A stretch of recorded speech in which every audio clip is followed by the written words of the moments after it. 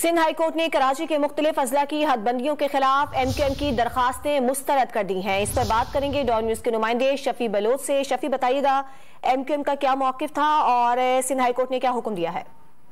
जिन दरख्वास्त की दौरान समाअत जो है वो MQM के वकील ने मौक़िफ़ इख्तियार किया कि ये मसला बुनियादी तौर पर यूसीज और टाउन्स की हदबंदियों का है, जिसे चैलेंज किया गया था और जिस पर चीफ जस्टिस ने अपने रिमार्क्स में कहा कि आपने जो नोटिफिकेशन चैलेंज किया है उस पर अदालत पहले ही अब फैसला दे चुकी है। सुप्रीम कोर्ट ने भी सिंध हाई कोर्ट का फैसला जो है बरकरार रखा है।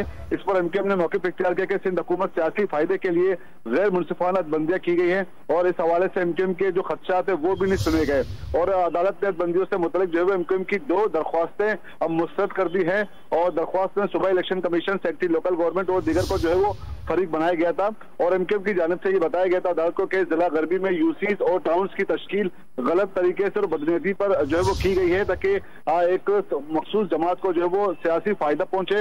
औरंगी टाउन, मोमिनाबाद, बल्दिया टाउन, नात नाजोबाद और शाह फैसल कॉलोनी में अलकाबंदियां जो है वो गैर मुनसिफाना तरीके से की गई है। एपलेट अथॉरिटी ने भी जो है वो MQM को मौक़िफ़ नहीं सुना, जो कि ये गैर मुनसिफाना अमल है।